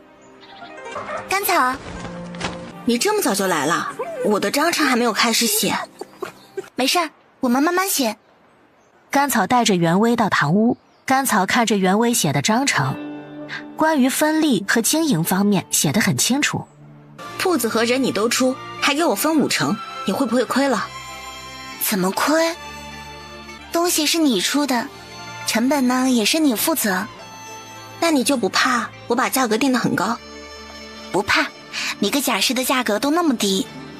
那是我不知道行情，现在知道行情了，肯定不会那样定价。长环只是个小地方，你是不知道女子为了美会做什么。只要你的东西好，价格不是问题。再说我又不傻，你定价太高，我不买就是。也是。两个人商量了1个上午，把文书商量出来。就你给贤雅阁的面糕，我先500瓶，瓶子回头我给你送来，你给我装好，最好呢用蜡封一下。那你把蜡给我准备好。行。甘草送走袁薇，颠颠地跑到后院找林寒。走，买地去。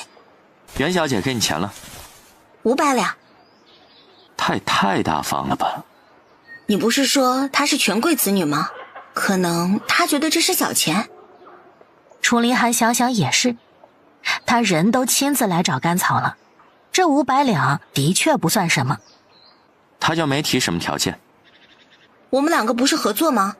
他要买500瓶面糕，先付的钱。走了，买地。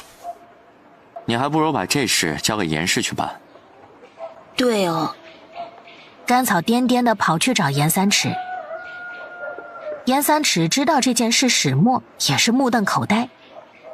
甘草这是什么运气？赚钱也太容易了吧？严姐姐，虽然不用你去贤雅阁了，但是我这边事情很多，你要是愿意在这边做事，我也给你开工钱。你都治好你杨大哥的腿了，还跟我说这些，也太见外了。你们2个也得生活。你放心好了，你杨大哥的腿一好，我们家不靠我挣钱。哦，13里坝那个地方我也知道，穷的别村的女子都不愿意嫁过去，那里的荒滩地根本不值钱，你这400两能买他们村1半的地了。那么多？之前那几十亩我还花了30两呢。嗨，那要看你怎么买了。你从别人手里买，人家出什么价就是什么价。你要是找到门路买朝廷的地，再给李正一些好处，那就是划一片给你。那就有了严姐姐了。没事儿。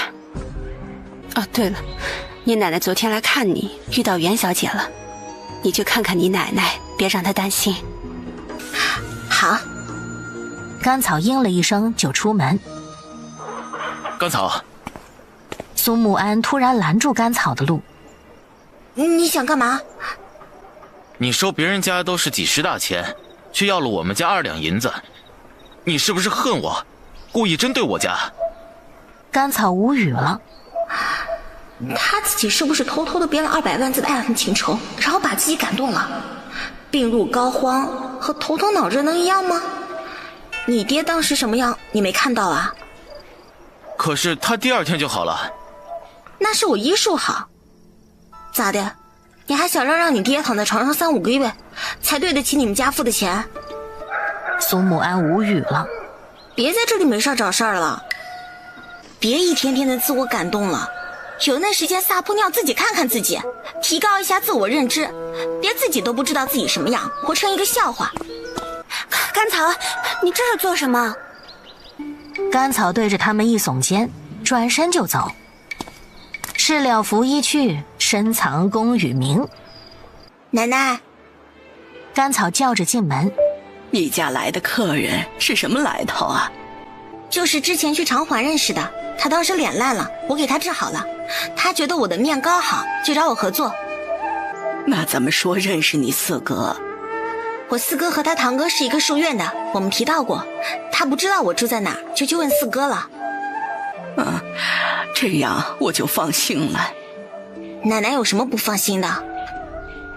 等我有了钱，奶奶就什么都不用操心了。他真是这样想的。虽然甘家对他不是极尽宠溺，却也是一直护着他。如今他和甘家人也真生出亲情来。你这丫头，先顾着自己，你现在是有身孕的人。没事儿，我看村里人见我一个比一个纠结。那是他们活该。奶奶之前不是送蜂蜜劝他们，怎么不同情他们了？我仁至义尽，剩下的就是他们的事儿了。有奶奶在，我什么都不怕。柳氏看着甘草，以前总觉得造化弄人，如今想，这何尝不是一场造化？咱家房子上大梁，我要不要回来？不用回来，你们好好的过日子就行。陪着他奶奶聊了一会儿，赵氏突然跑来了。哎，草，苏家那妮子在你家门口骂人呢。什么？他骂什么？哎呦，骂得可难听了。走。柳氏先一步出门。甘草，你个黑心烂肚肠的，骗我家那么多钱，谁不知道你喜欢我哥啊？你不能嫁给我哥，就想报复我们家。就你那点小心思，还当谁不知道呢？多那2两银子，我照你断子绝孙！柳氏拉过苏潇，一巴掌就抽了过去。你小年纪，你竟然能骂出这么恶毒的话！你们苏家还自诩的读书人家。柳氏看着苏潇，苏潇胸口起伏，脸色越来越苍白，然后一个白眼直接晕死过去。哎呀，柳氏一巴掌把苏潇打死了。草儿，奶奶没事儿。唐嫂，过来帮我一下。赶紧叫苏家人来。甘草，你不能把人给藏起来。估计苏家人不想让他这样在这里。那谁知道啊？赶紧去叫苏家人。等他们到的时候，苏潇已经醒了。娘，女儿差点被打死。你个老东西，年轻的时候就不检点，现在还想打死我女儿，我跟你拼命！你女儿并不是被我奶奶打晕的。你睁眼说瞎话，这么多人看着呢。我女儿不是被她打晕的，是怎么晕的？凌夫人，我们之间的事情已经过去了，你为何还要把怒火撒在舍妹身上？周围看热闹的人一阵唏嘘，纷纷看向甘草。咱俩之间什么事儿？你给我说清楚。做什么？当我这个李正不存在吗？你们这么多人欺负到我家门口，今天苏木安不把这话说清楚，谁都别想走。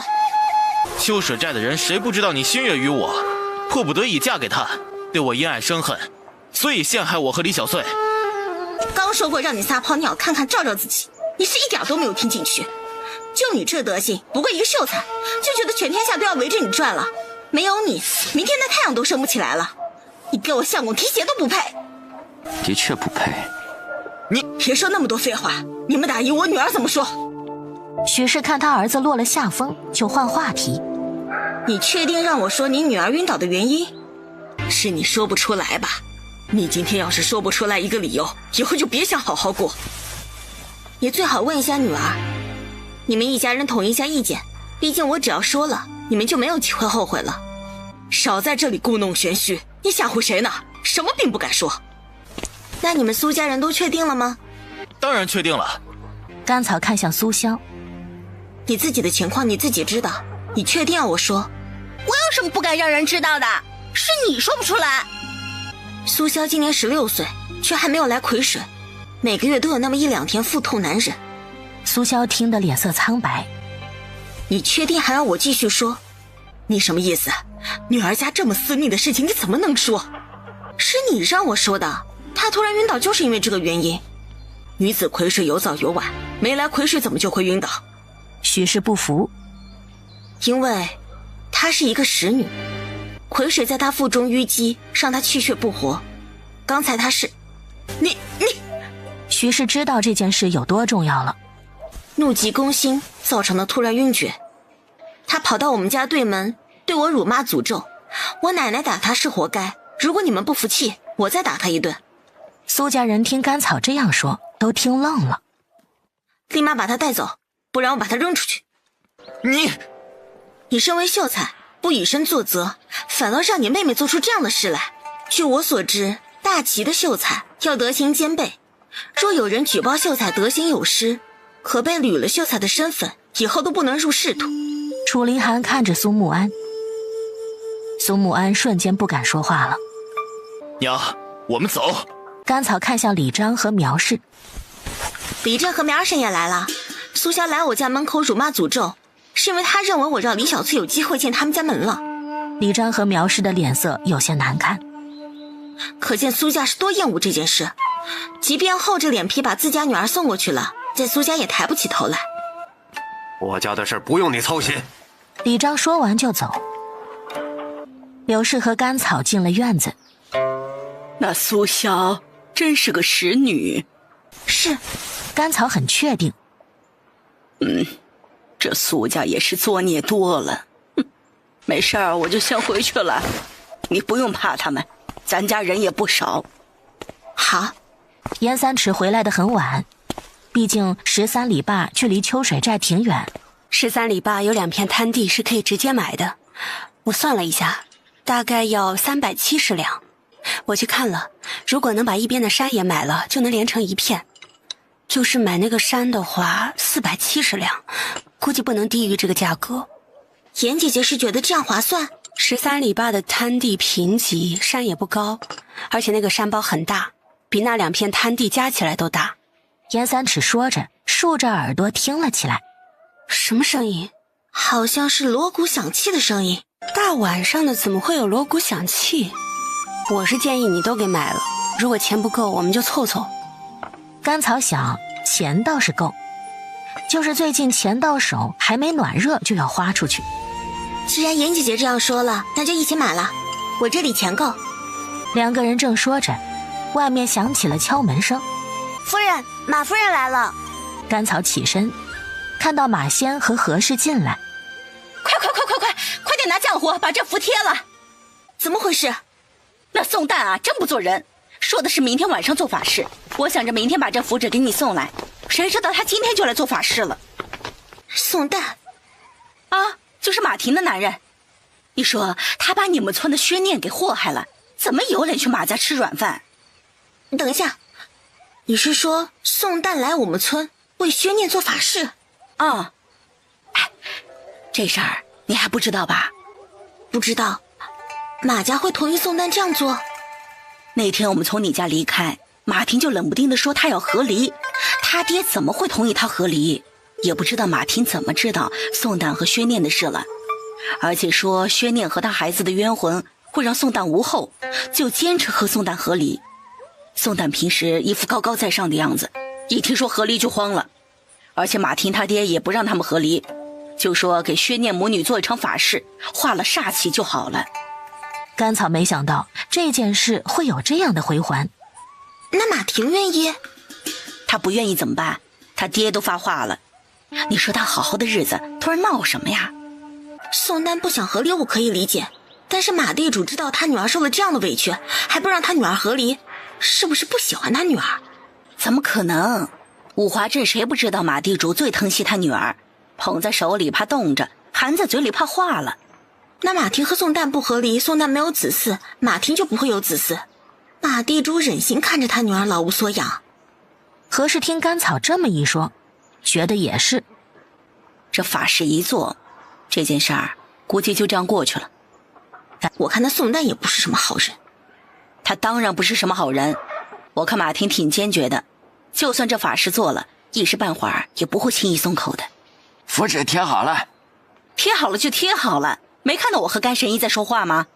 神医，你给我娘子把把脉。何氏立马把手腕抬起来。甘草心想，你们夫妻俩这是唱双簧呢，好像是真喜脉，虽然还不是很明显。真的吗？你注意点，应该是了。哎呀，太谢谢甘神医了，你真是神医啊！娘子，你慢点。看把你紧张的。那我们就先走了啊。行，路上慢点。你放心，我们赶的牛车，走不快。这夫妻俩有时候也是一对活宝。燕三尺看甘草不说话。你和你们村的那个女子很熟？不是，只是觉得女子不易。正因为女子不易，才要更加自爱。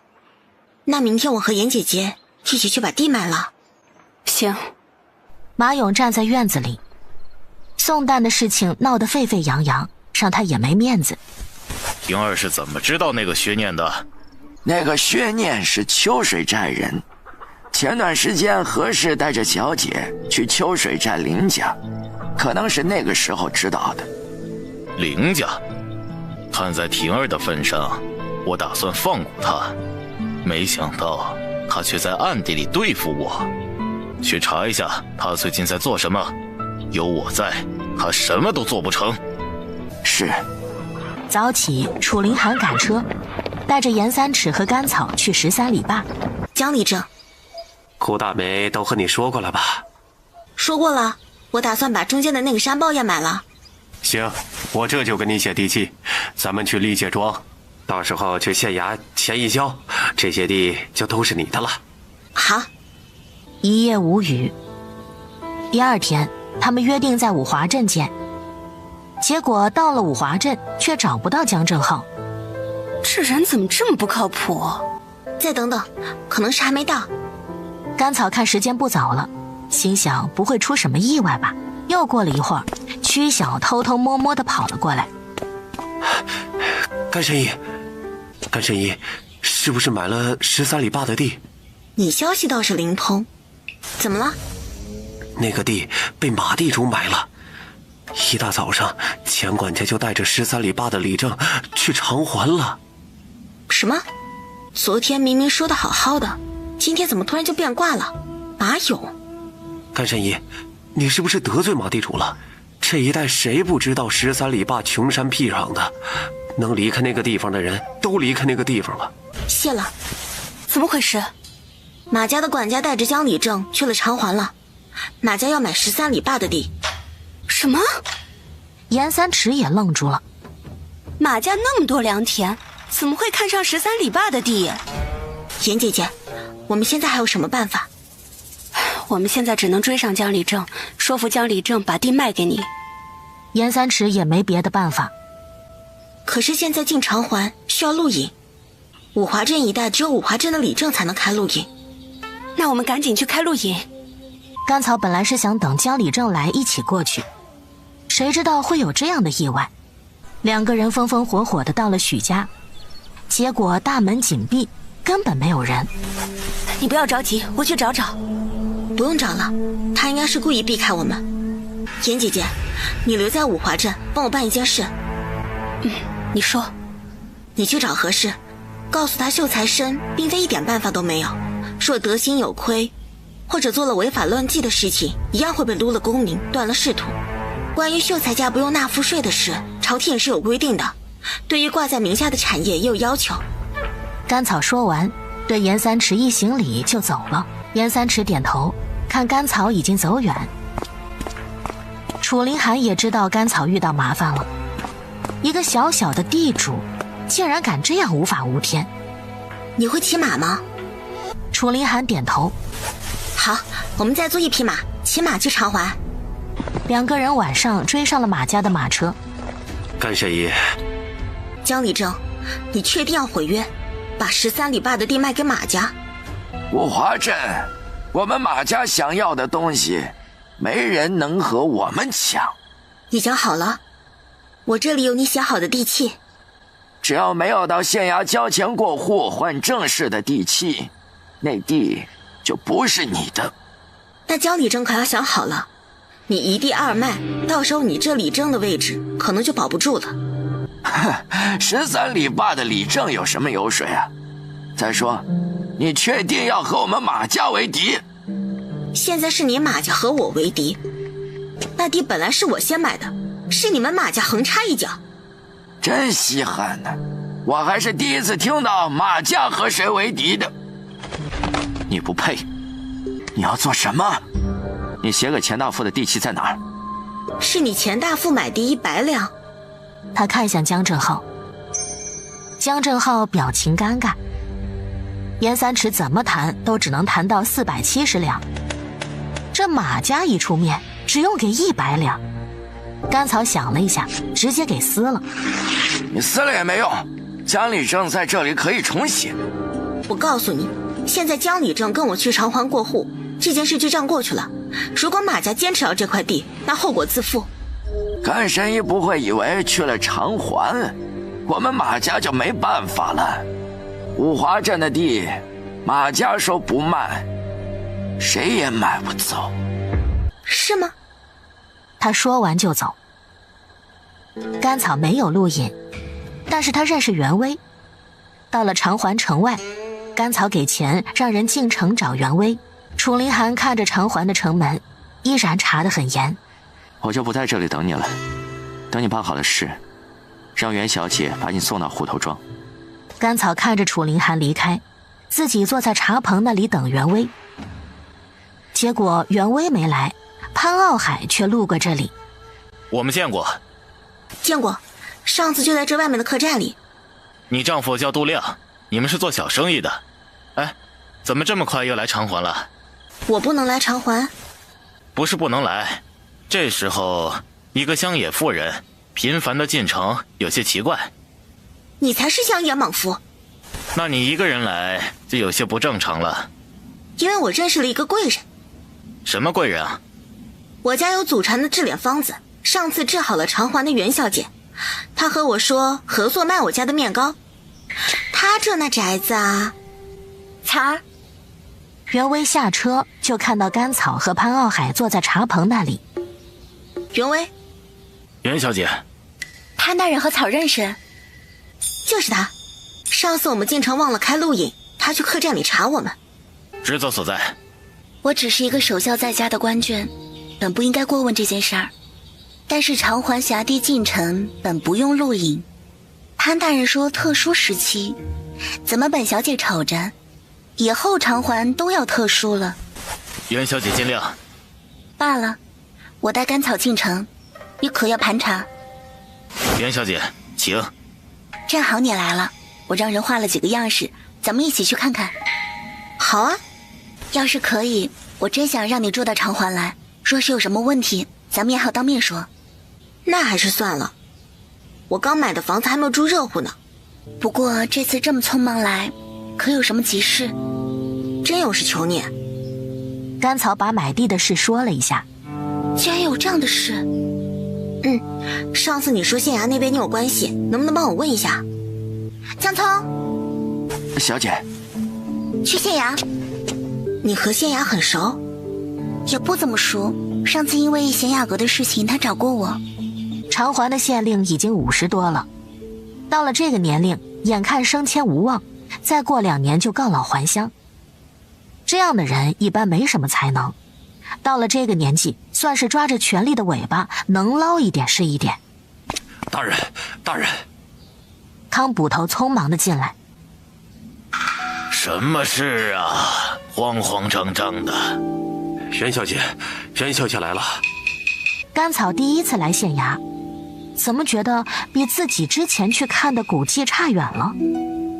哎呦，袁小姐，袁小姐有事，派人叫老手一声就好，怎么亲自来了？甘草歪头看了一眼县太爷，好像也不怎么样。这位是？她是我的好姐妹。哦，名副甘草。甘草自我介绍了一下。客气。上次于大人找我说有什么事儿就直说，不用客气。刚好有一件事情需要于大人帮忙。袁小姐请说。我这姐妹想买一点滩地，和当地里镇已经商议好了，还写了地契，立了界庄。谁曾想那里镇竟然又把地低价卖给另外一户人家。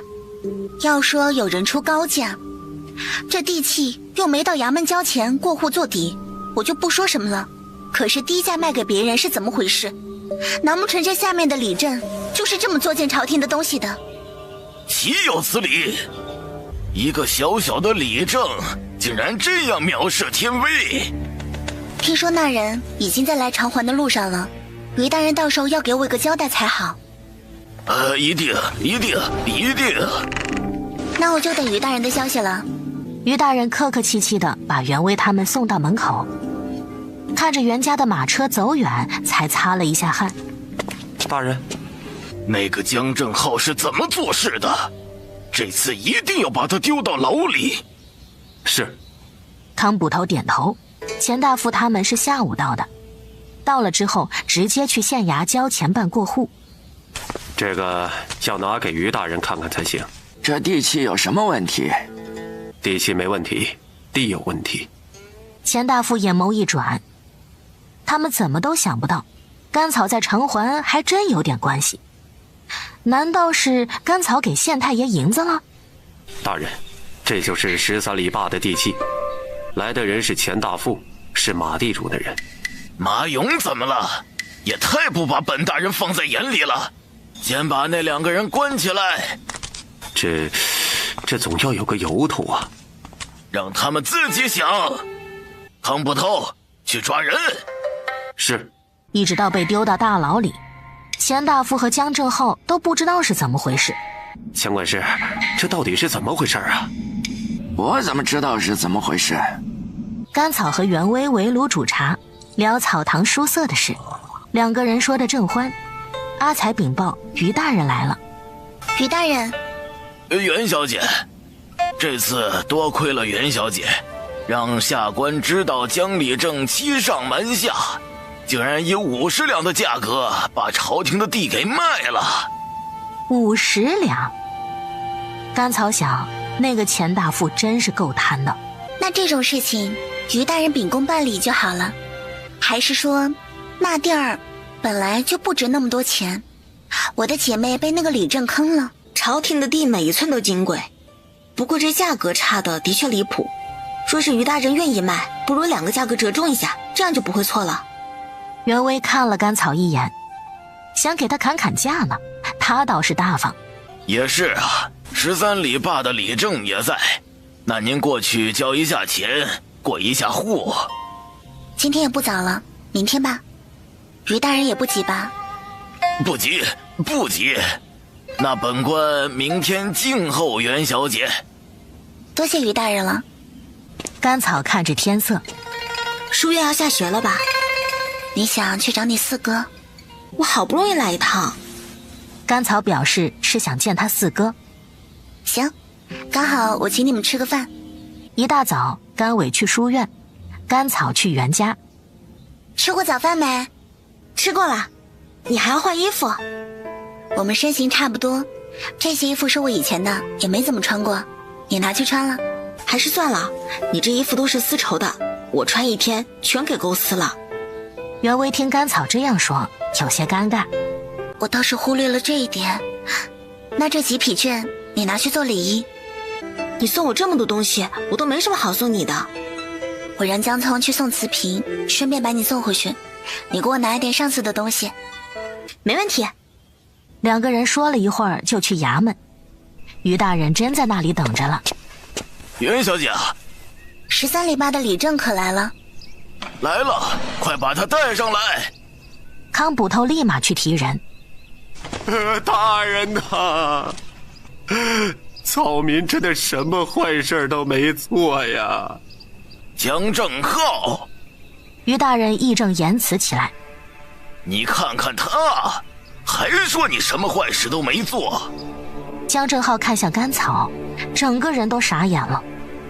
你先和甘草写了地契，立了界庄，却又把朝廷的地贱卖给钱大富，你可知罪？大人明察呀，大人，这些事情都是马勇逼我的。他一介草民能逼你什么？他女婿是秀才，他说他女婿要是高中了。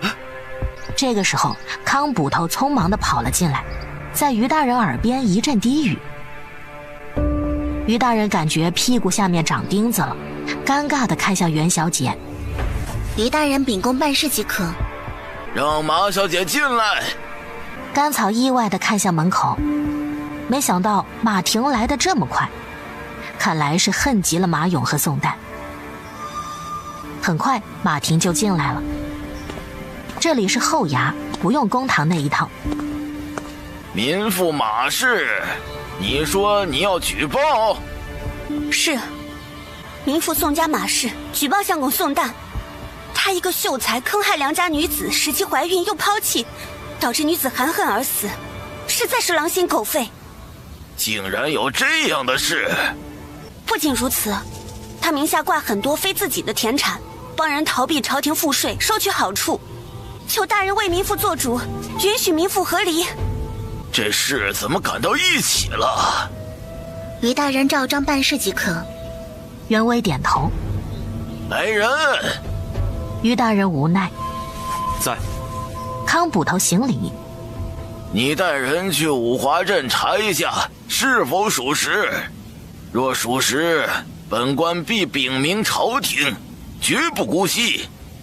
朝廷重德，竟然有这样的秀才鱼目混珠，简直是朝廷之耻。马氏，你可还有别的诉求啊？马婷没想到这件事竟然这么简单，他本做好了击鼓鸣冤挨板子的准备。没有了。既然如此，你且回家等着吧。是。马婷退下。袁威看马婷离开，这得受了多大的委屈才能下定决心做这样的事情。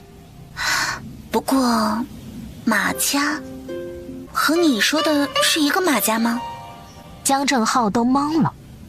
是。看来这个马家问题不小。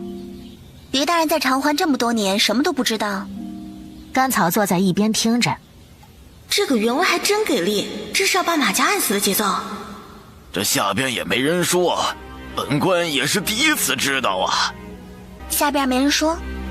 朝廷为什么会出巡查制度呢？就是担心下面没人说。百官在职，本就有纠察之责，不然就是失职，甚至是渎职。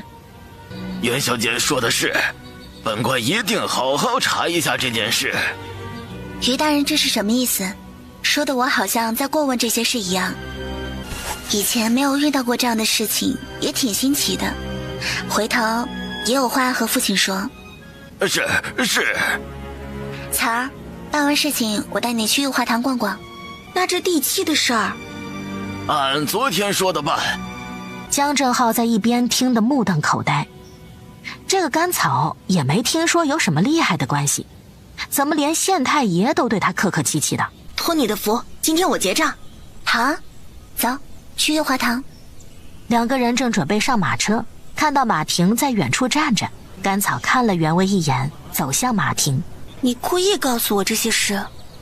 对，我买13里8的地，本和你马家没有关系，你爹故意从中作梗。这样的事他做得多了。你不生气？一点小事。你什么时候回去？明天吧，我还有点事儿。行，那我就先回去了，我不会告诉我爹这件事。谢谢。甘草觉得现在的马婷好像有点黑化。走了。到了袁家，明天第一批瓶子就做好了。